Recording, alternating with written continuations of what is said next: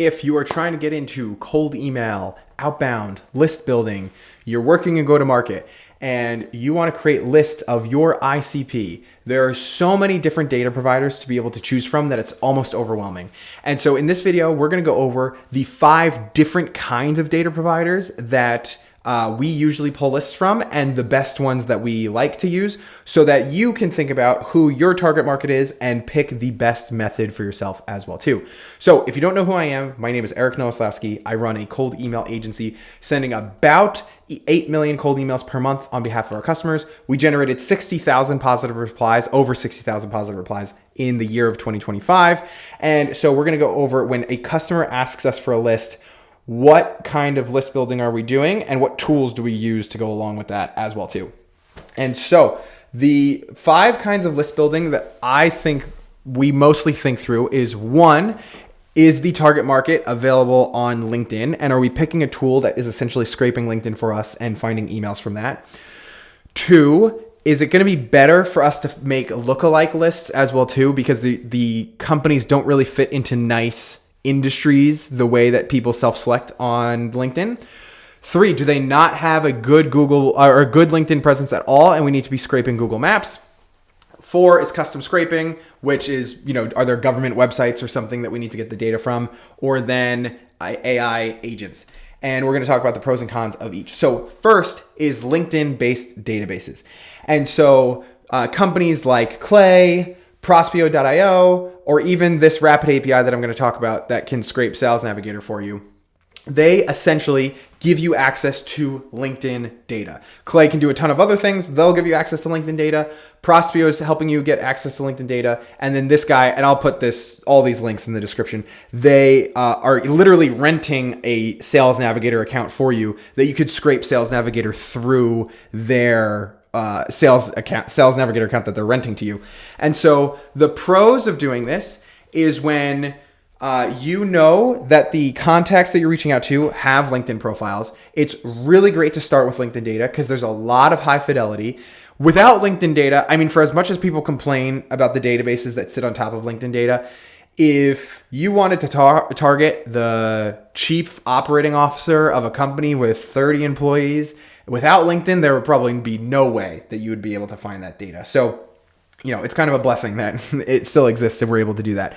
High fidelity, because even when you complain and you say this is inaccurate or this and that and the other thing, keeping a LinkedIn database updated at scale is really difficult. That's why I recommend Clay, because I know how they do it. Prospeo, because I know how they're doing it. The Prospeo is keeping it updated every 7 days for their really highly targeted profiles, by the way. Or you could scrape Sales Navigator directly. It's all up to you.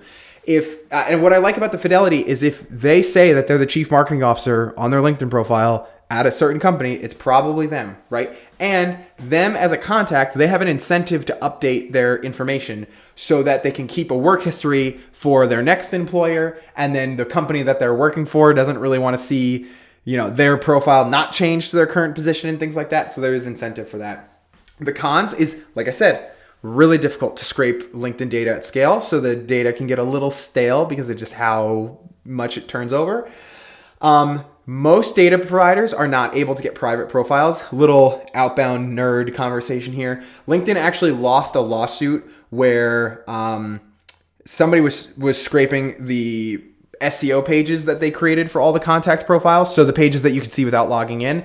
And they lost that lawsuit that anybody can scrape anything. As long as you didn't have to log in, you're allowed to scrape it. So some of these providers will be missing private profiles, which honestly, I don't think about that much because most of you, if you're watching this video, probably don't even know, 1, that your LinkedIn profile can be private, and 2, how to make your LinkedIn profile private. So, the kind of person that turns their LinkedIn profile private, I don't think is a person who would respond to an outreach anyway. So anyway, the last con is, and mostly on the company data, the last con is that this data is self-reported. And so a company that is a SaaS company for the banking industry, even though they should put software development or technology, information, and internet as their industry, they will oftentimes put the banking industry as their industry. And so that will also make it a little bit tough to do company level filtering. And people blame the platforms. They're like, Clay isn't getting this right. This isn't a banking company.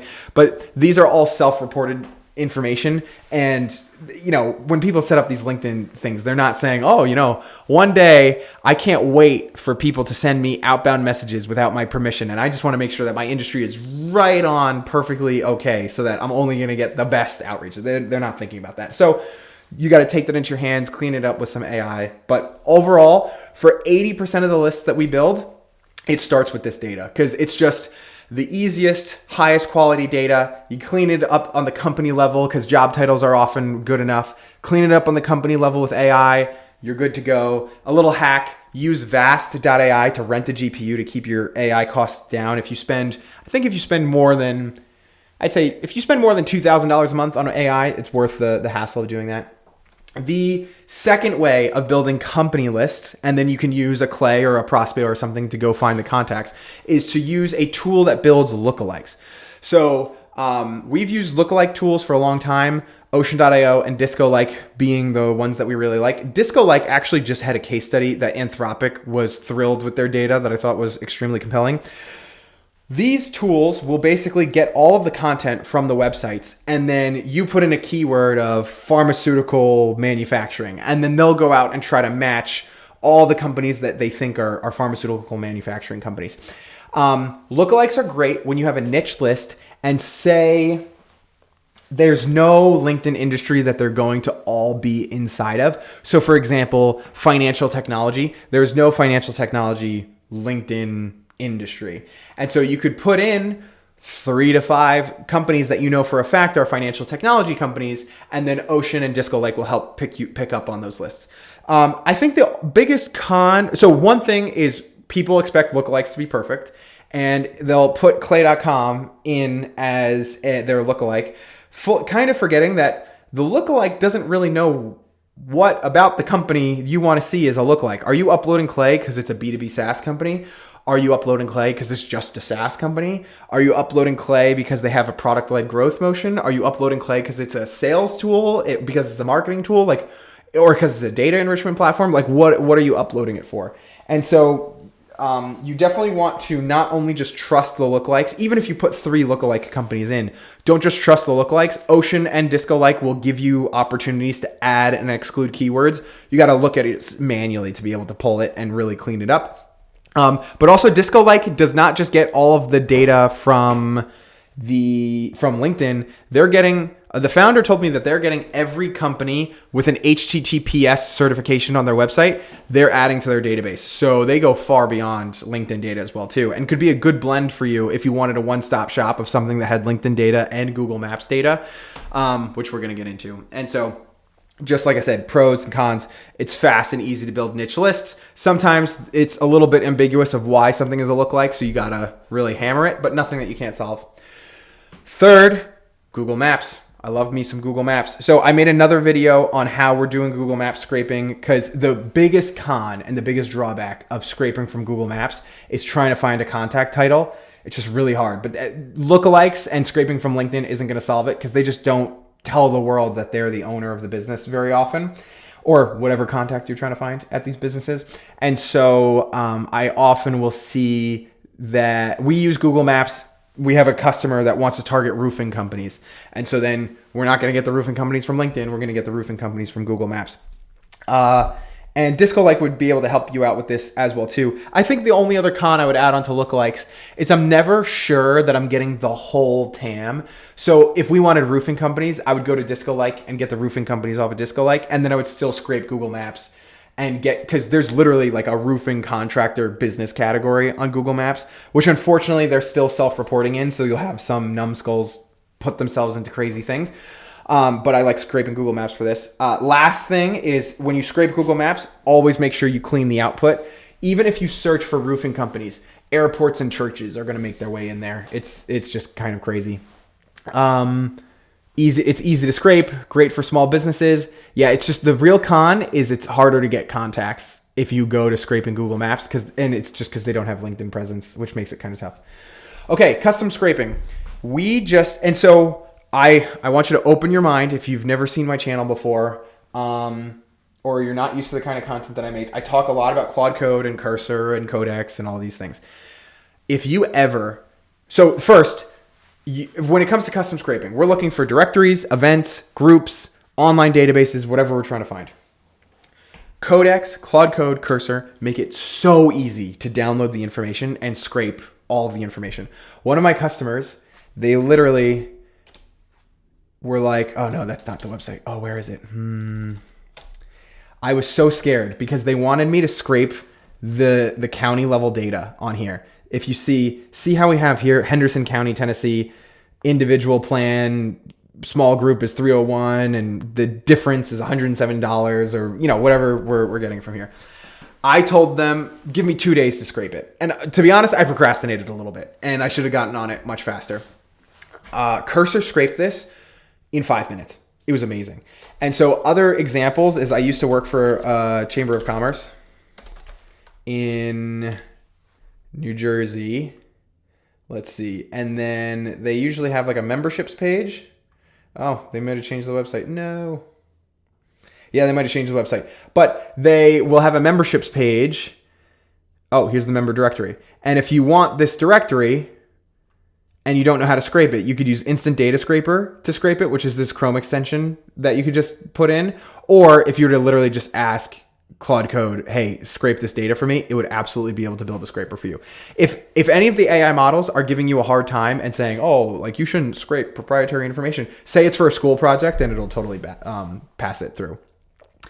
And so if you're targeting government contractors or I don't know, if you're looking for these custom directories, I would just ask Claude Code. If you want to be crazy, you can ask ChatGPT, you can ask Claude. If you want to be really crazy, you can ask Manus.ai and say, hey, I'm looking for my ideal customer list of this. Are there any custom directories that I can find really good lists of this?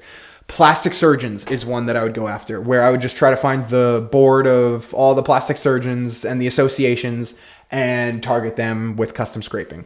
Find the directory, tell Cursor, Codex, Claude Code to scrape it. You're going to be good to go. It's a really, really nice methodology. So the pros, it's hidden gold. Not many people are targeting this. When I say it's highly targeted, you just know that those people are plastic surgeons. But the other thing is not many people are emailing these people because they're not in the LinkedIn database or anything like that. So you get emails of people who probably are not getting a ton of other emails and you have less competition. The cons is you have to find it. It's a manual setup at first. And also it's usually not as big as your other list building things. So you might have to scrape 8 directories so that you can get a month's worth of data in. So anyway, that's just a quick example. And then the last list building tool that we use is literally just AI agents. So Exa.ai, Parallel.ai, I already mentioned Manus.ai as well too, or Manus.im, whatever it is. We had a customer that they thought that their TAM only had 2,000 companies in it. And they weren't really on LinkedIn. They definitely wouldn't be on Google Maps. And it was just, wow, it was just really, really hard thing to build a list for. And they had all these requirements of the kind of words that they put on their websites and all these other things. I just literally just put it into Exa.ai. We started with an initial list of companies because of just basic industry filtering. And we knew that they were good fits. And then I took those companies that we already knew were good fits because they were verified by my customer. And then I just put them into Exa.ai and Parallel.ai. And I just said, hey, these companies are good. The reason why that they're good is on their website, they mention these kind of keywords. Go forth and go find me more companies that look like this. Check in with yourself on your budget to make sure you don't spend more than $100, $200, $300 on this research, whatever I put in there. Go find me more companies. And then it'll go out and find more companies for me that fit this criteria. So I really like, if I really can't find the list and I know it's not going to be a super, super huge list, I like pairing up Exa.ai or Parallel.ai with a Codex or a Cursor or Claude Code, just so that there's something that can programmatically keep giving it more searches, but then something else that can check in on the budget and make sure you're not overspending and things like that. Definitely the most advanced one on the table here, but I think it would really help some people with some really, really niche lists. And so if you have a really big market and they're the kind of person who signs up for LinkedIn accounts, go for it. This is go with your Clay, your Prospeo, the Sales Navigator Scraper, that kind of stuff. If you have a clear niche and it's really hard to identify them by industry filters, lookalikes If you're targeting, especially like local-based businesses that live or die by Google Maps, it's going to be great to scrape Google Maps on that. You could scrape directories and other things with custom scrapers, or if it's ultra niche, you could go with agents. And so I hope that I gave you some ideas of platforms that you can use and scraping styles that you could use so that when you're building lists for yourself, you don't have to sit there and wonder which tool you're going to use, because there's so many and they all say that they're the best at everything. We've tested these tools. I love these tools. I guess I didn't give you a Google Maps tool, but we use scraper.tech to scrape Google Maps. I have another video updated on my channel about how we do this. And so I just hope that this was useful for you, and I'll see you on the next video.